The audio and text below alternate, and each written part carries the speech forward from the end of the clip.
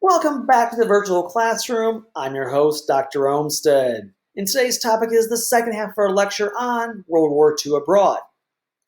So, what we left off at was, we are on the brink of war. We are now using the Lend-Lease Act to supply lots and lots of ammunition to our allies who aren't really our allies, who are not at war yet, but specifically Britain and our frenemy, the Soviet Union. But the thing is, we were so preoccupied with Europe that we really were not focused on Japan. And FDR himself was so preoccupied with Europe, he wanted to avoid any confrontation with Japan. Because he wanted to devote all of our resources to the fight in Europe, stopping Adolf Hitler. And Benito Mussolini, but Adolf Hitler. But all this time, we have a problem in the Pacific. And the problem is Japan is secretly preparing to attack our assets. Because remember, they want to expand. Why? Well, one, ego, right? They want to become a world power. But more importantly, remember, Japan is an island nation. They are an energy scarce nation that relies heavily on imports from other countries for energy use. Now, what do you mean for energy here? Well, oil, coal, iron, steel. These are things that are needed to be an industrial power, to be an industrial nation, right? And Japan felt that expansion was the only viable way to secure their own energy needs. They don't want to rely on other countries. Yes, it's ego, but when you rely on other people, you are never going to be accepted as equal, right? They want to be independent and equal on par with world powers. Specifically oil. Let's look at that for a minute. That's the big thing, because remember, you need oil not only for energy, but you need it to run your war industry, right? You need to run your war machine.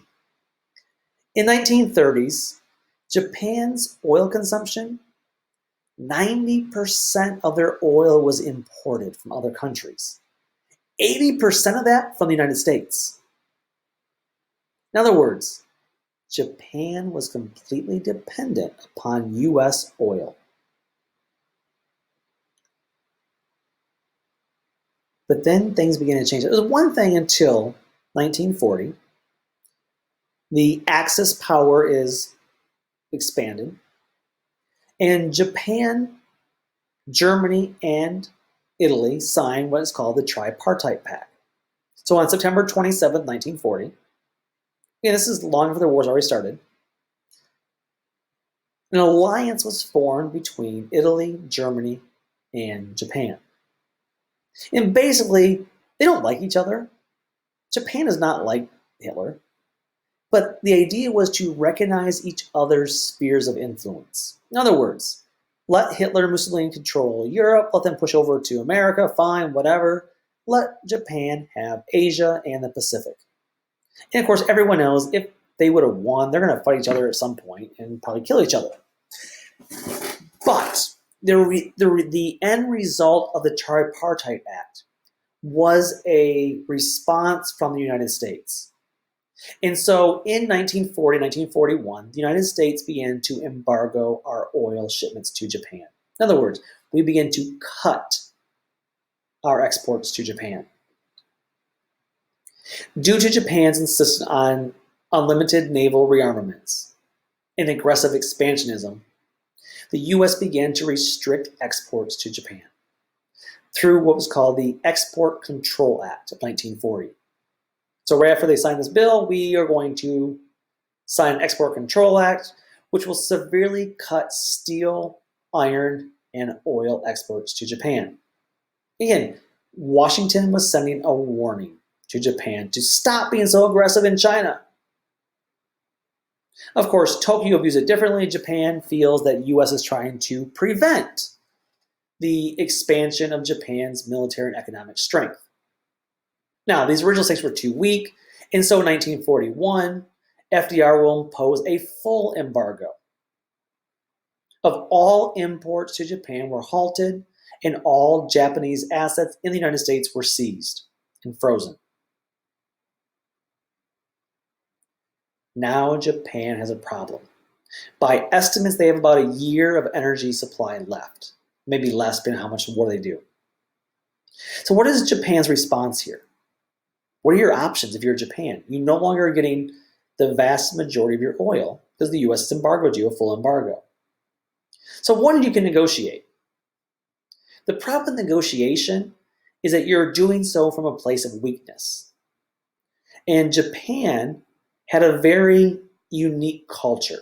They had taken the military strength idea of nationalism, they had infused it with the old samurai culture to the point where you don't show weakness. You never surrender, you never give in, you never are defeated, right?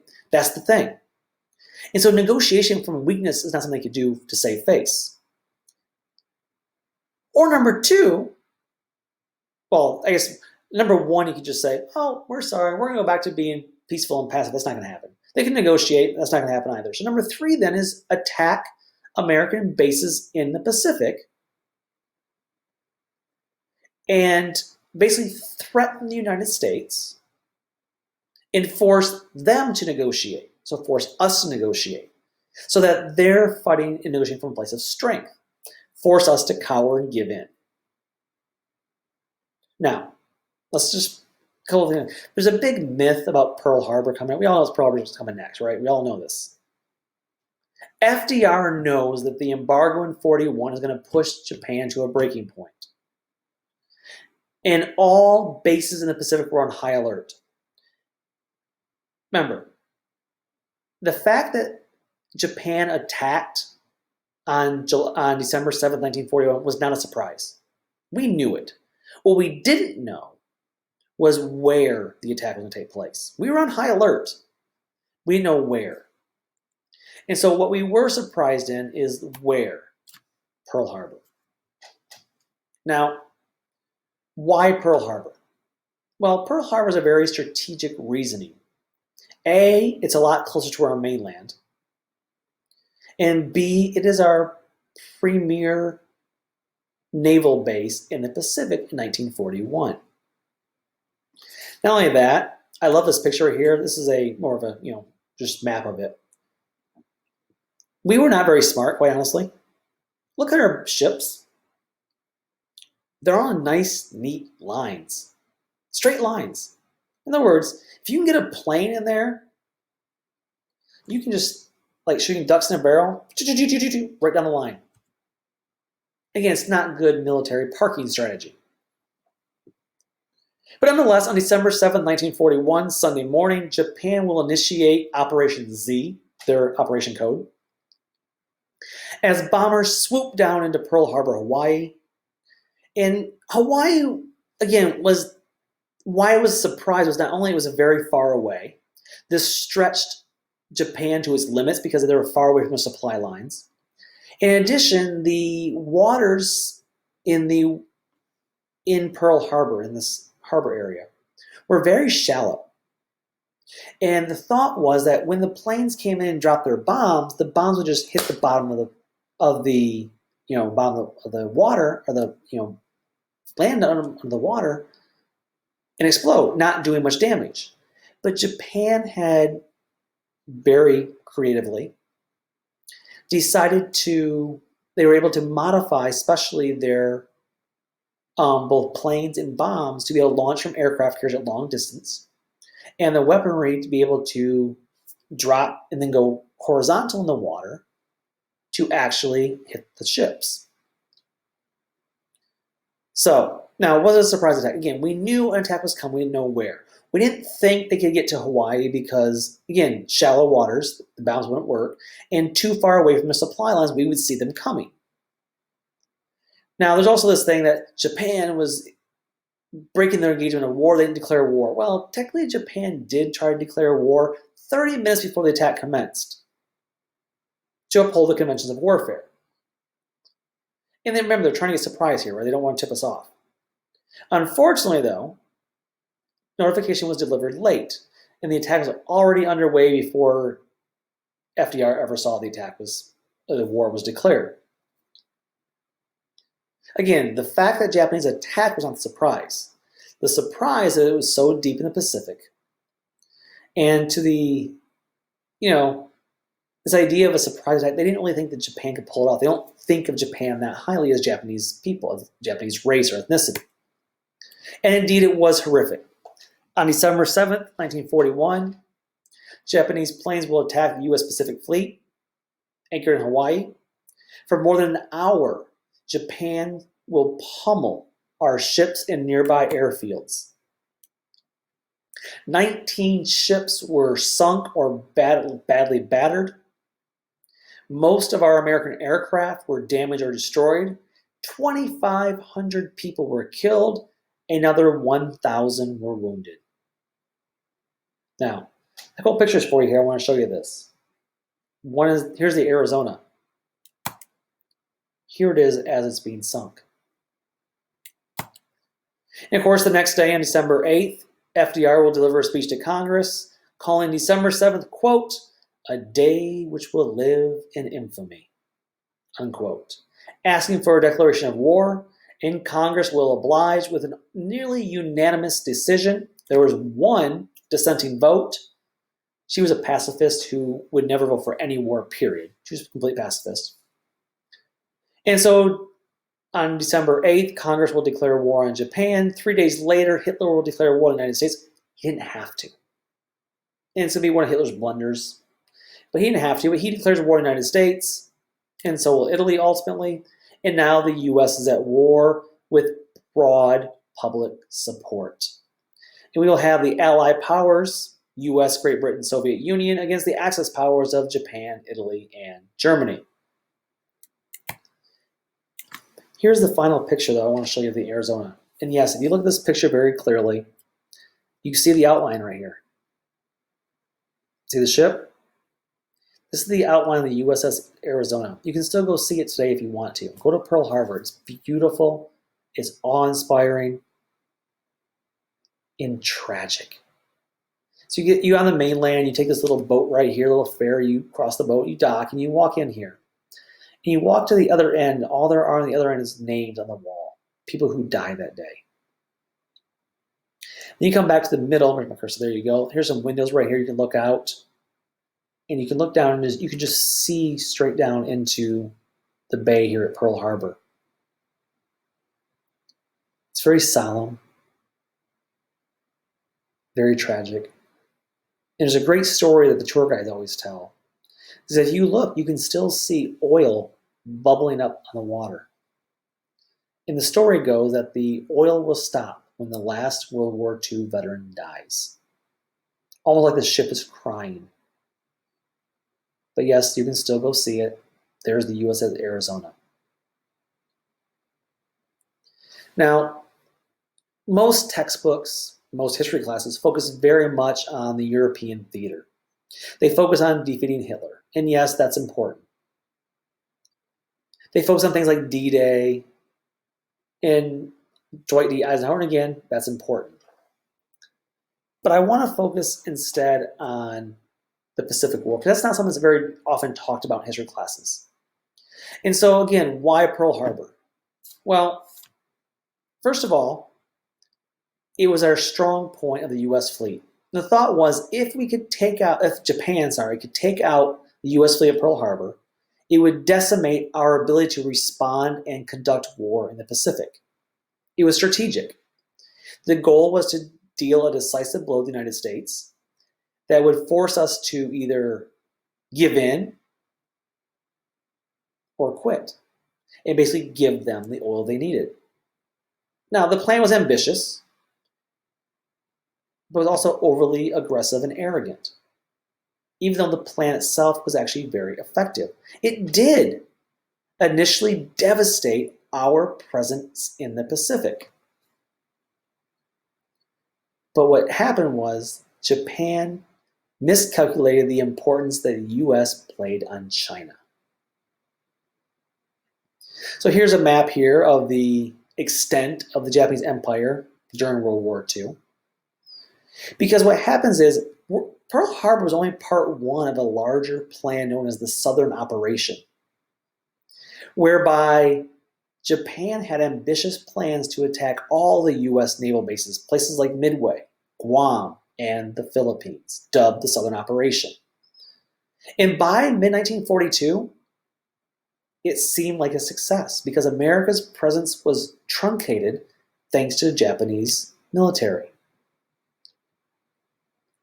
Let me give an example of how bad we were defeated. General MacArthur, who I've already vilified for helping clear out the Bonus Army troops back under Hoover's presidency, he heard about the attack 12 hours after Pearl Harbor took place.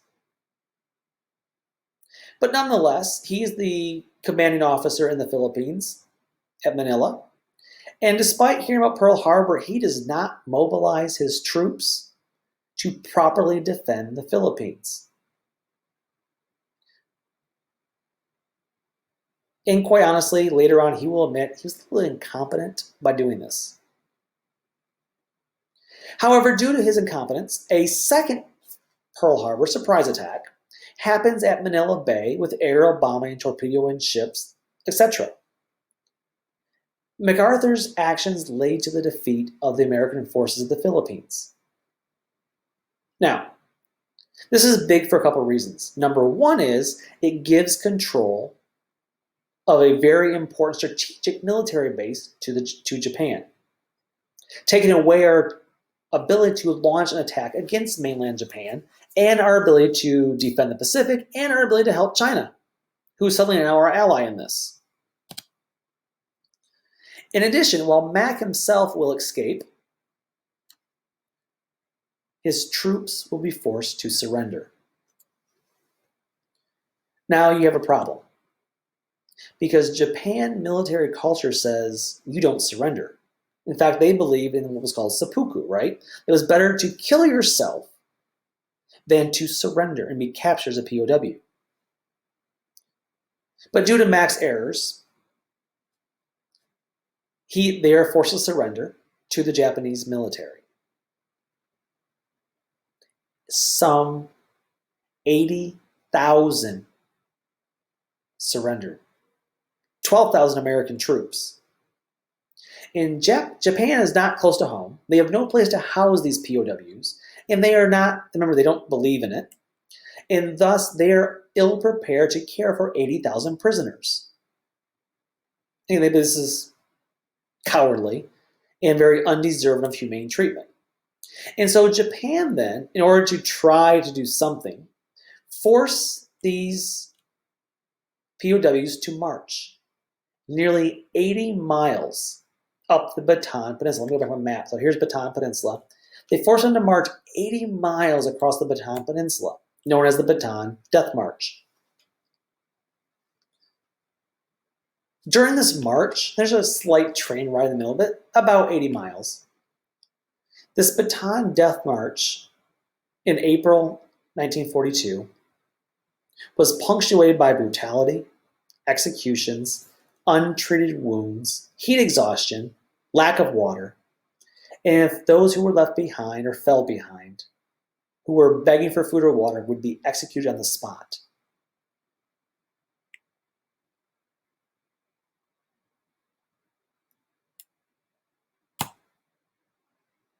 Yes, executed on the spot. Here's how some of them looked who survived. Because these are actual American POWs who survived the Bataan Death March and survived being in a POW camp for more than a year.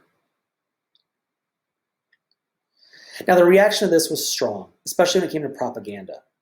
The Bataan Death March and further the American perception of the quote-unquote savage Japanese. Racism fueled an intense propaganda campaign in which the Japanese were appearing barbaric and animalistic.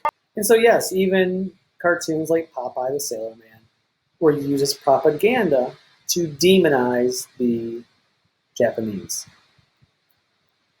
Now, other things also, Such as, again, these are Dr. Seuss cartoons. Yes, Dr. Seuss, despite being critical of FDR when it came to his treatment of Jews, not allowing Jews to come to the country prior to the war, because remember, Dr. Seuss is Jewish, he did produce a number of important cartoons and propaganda in favor of the war that, again, demonize our opponents. What have you done today to save your country from them? And the wolf chewed up the children and spit out their bones. But those were foreign children, and it really didn't matter. America first. Again, Dr. Seuss cartoons. Despite that, again, while the public sentiment is on our side to fight the Japanese, not only because of Pearl Harbor and Bataan Death March and the propaganda, it's on our side, but the problem we are having is we were not able to break the Japanese code. We know where and when they were going to attack. And that is something we really needed. And our turning point became at Midway. And by the way, fun fact, Japan also demonized us the same way we demonized them. So here's their propaganda against the United States of course, FDR. And here showing that FDR is trying to steal Australia, whereas Japan would come and save them. Again, it's propaganda both ways. And so we have the point. Japan is on the move.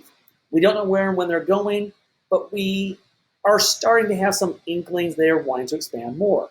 But which island? And it's hard to find in the Pacific. We finally think it's Midway, but we're not sure. Because again, we can't break their military code. And how do we finally figure it out? Well, we actually started using what's called Project Magic. It was crypto analysis. It was a very super secret code-breaking operation designed to break the Japanese code. Their military code we couldn't figure it out. These cryptologists were able to finally crack segments of the code. And we think this is what they're talking about. And the magic program believe they figured out the code enough to make it work. And they think that Operation AF, Japanese term, what represented Midway Island. Due to its frequency of use and its context clues. However, to find out if their hunch was correct, the code breakers played a trick on the Japanese by inserting a false message in Midway Island's daily radio program, saying that Midway Island was out of water. And sure enough, the ploy worked. The Japanese code that night mentioned AF, out of water. And they figured it out. They knew they had it. They knew Midway was the next target for attack. And this Project Magic, these crypto analysis, are what gave the United States the edge they needed. Because now they were ready. There was no more surprise attack by Japan. Now, Pearl Harbor, for one last time, bring up Pearl Harbor here. We got lucky at Pearl Harbor. We really did. It could have been worse. Because even though it was a devastating loss, we went through all the losses earlier, they devastated our battleships.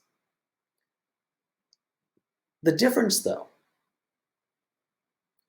the war in the Pacific was not fought with boots on the ground, old-style military. It was a naval battle in the air, in which case the most important thing was aircraft carriers. And it just so happened on December 7th, 1941, our aircraft carriers were on maneuvers. They were not docked in Pearl Harbor, and thus they were spared from the attack on Pearl Harbor in 1941.